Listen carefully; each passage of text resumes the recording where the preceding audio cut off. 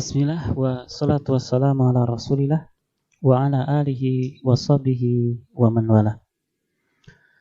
Kita lanjutkan kembali para santri sekalian materi kita, yaitu masih meneruskan materi yang kemarin tentang mandi.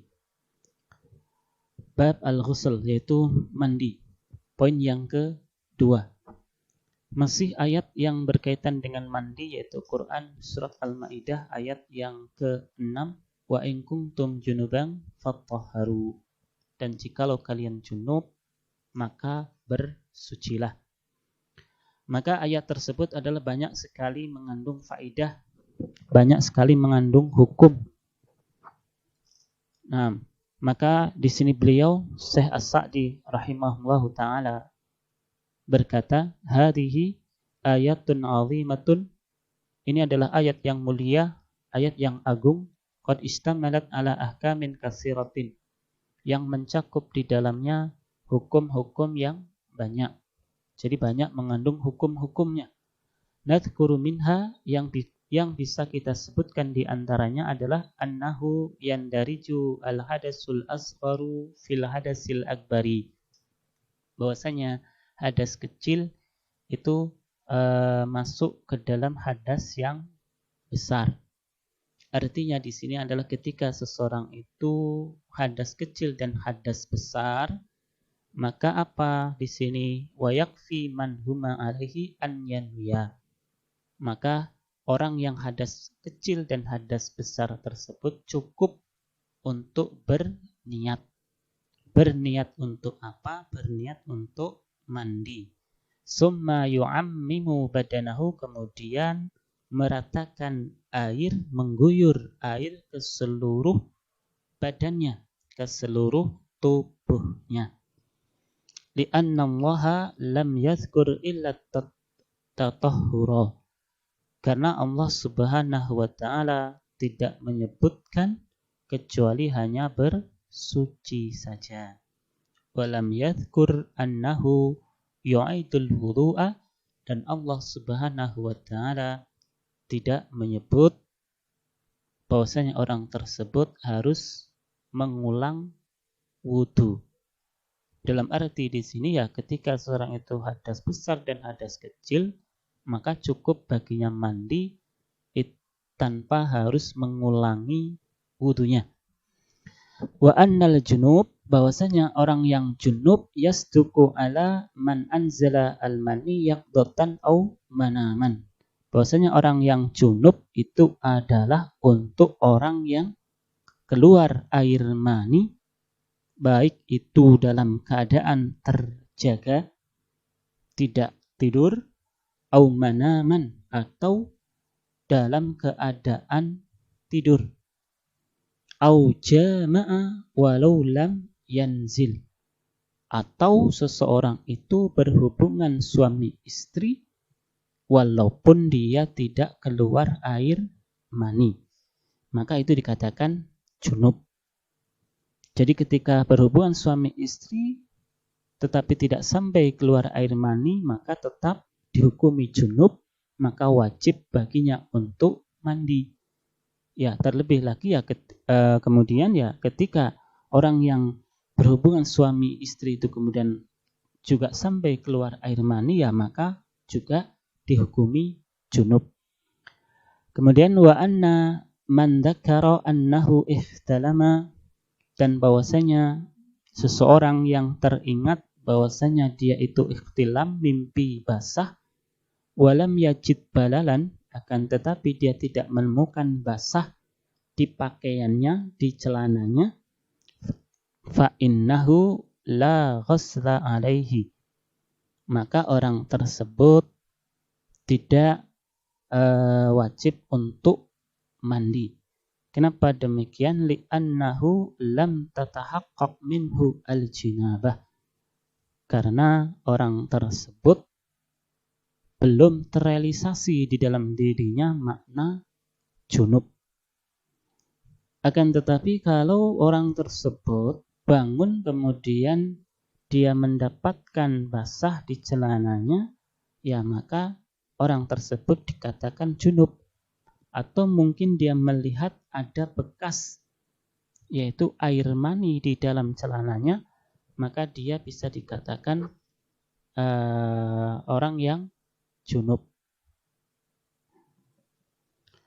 Kemudian perhatikan qala ta'ala wala taqrabuhunna hatta yatahurna fa idza tatahharna fa'tuhunna min haitsu amarakumullah.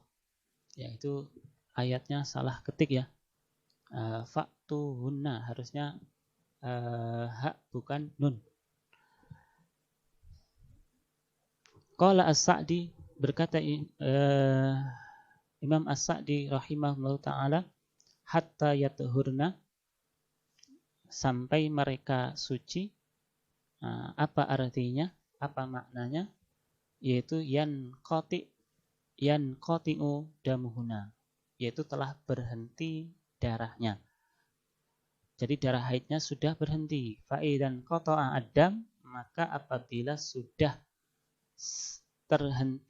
terputus darahnya, darah haidnya, zala al-man'u al-mujud, maka telah hilanglah larangan yang ada waqta juryanihi, ketika waktu mengalirnya darah tersebut.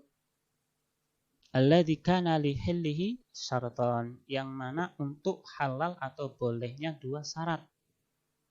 Apa dua syarat tersebut? Inqita'ud dam, yaitu berhentinya darah, wal ikhtisaru minhu, kemudian sudah mandi dari haid tersebut.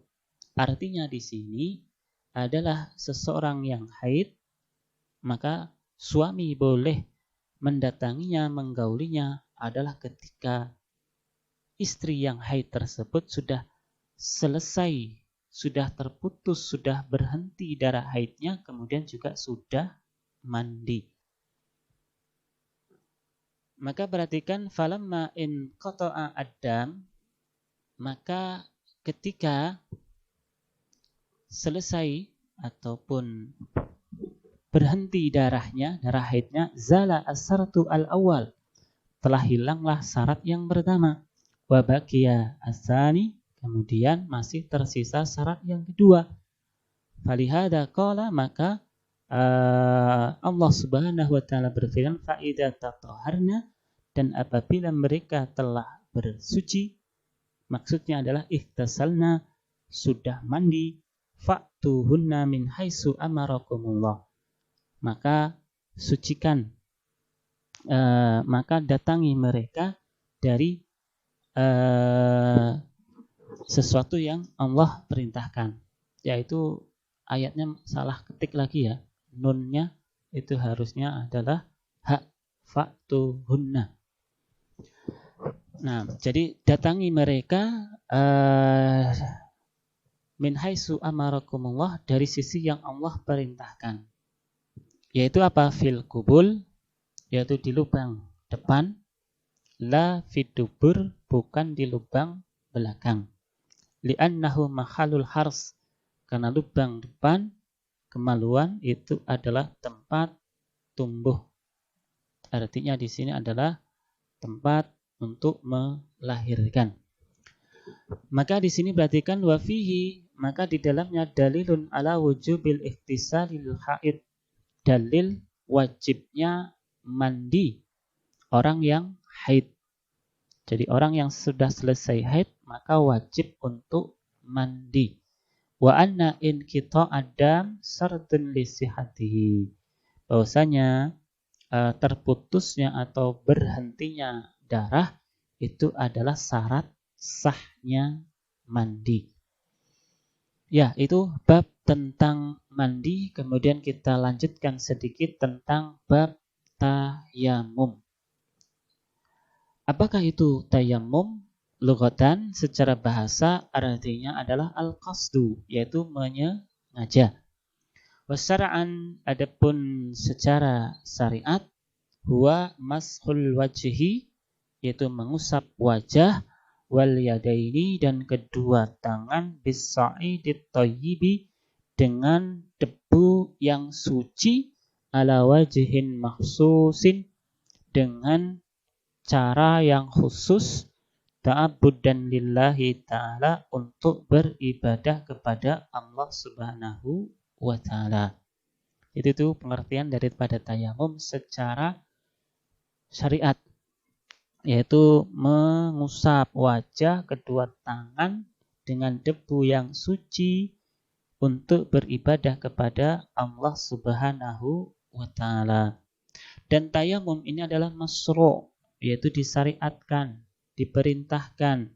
Wa huwa rukhsatun minallahi azza wa jal, dan tayamum ini adalah merupakan rukhsah, keringanan dari Allah Subhanahu wa ta'ala kepada hambanya. Wa huwa min mahasini hadhihi syariah.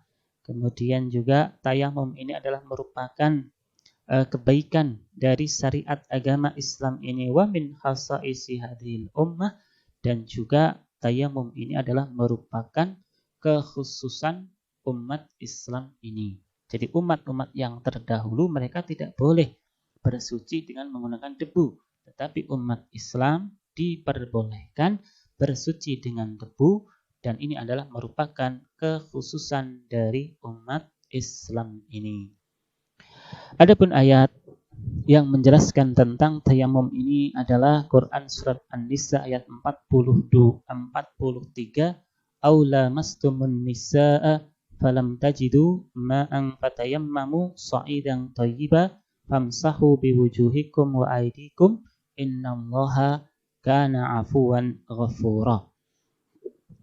Qala As-Sa'di rahimahullahu ta'ala, abaha at-tayammum lil maridi mutlaqan ma'a wujudil ma'i wa adamihi. Maka diperbolehkan untuk tayamum secara mutlak kepada orang yang sakit, ma'a wujudil ma', walaupun ada air, wa adamihi, ataupun tidak ada air. Jadi orang yang sakit boleh baginya untuk tayamum baik ketika ada air maupun tidak ada air. Ya, ketika keadaannya memaksa dia harus bertayamum dengan air. Ya, misalkan kalau dia punya sakit, kalau seandainya memakai air maka bertambah parah sakitnya, ya maka boleh bertayamum dengan memakai debu. Wal illah, adapun alasan kenapa orang yang sakit boleh untuk bertayamum, yaitu yasukku ma'ahu isti'malul ma', yaitu ketika dia sukar ataupun mengalami kepayahan ketika memakai air. Jadi ketika dia memakai air, sakitnya bertambah parah, penyakitnya bertambah sakit. Wa kadzalika as-safar, kemudian juga orang yang safar. Fa innahu madhinnatun faqdul ma', maka safar tersebut juga tempat sangkaan faqdul ma', yaitu tidak adanya air. Fa idza faqadahul musafiru, maka ketika seorang musafir tidak ada air, kehabisan air, awajada, atau dia mendapatkan ma yata'allaku bihajatihi, hanya cukup untuk hajatnya, kebutuhannya saja, min syurbin wa nahwi, untuk minum dan yang semisalnya, jazalahu at-tayammum, maka boleh baginya untuk bertayamum. Jadi musafir pun juga boleh untuk bertayamum ketika tidak mendapatkan air, atau airnya hanya cukup untuk minum saja, maka boleh baginya untuk bertayamum. Wa kadzalika idza ahdasa al-insan bi baulin aw gha'itin aw mulamasatin nisa, demikian juga ketika seseorang itu hadas karena mungkin buang air kecil atau buang air besar, ataupun jima mula masatin nisa, menyentuh wanita dengan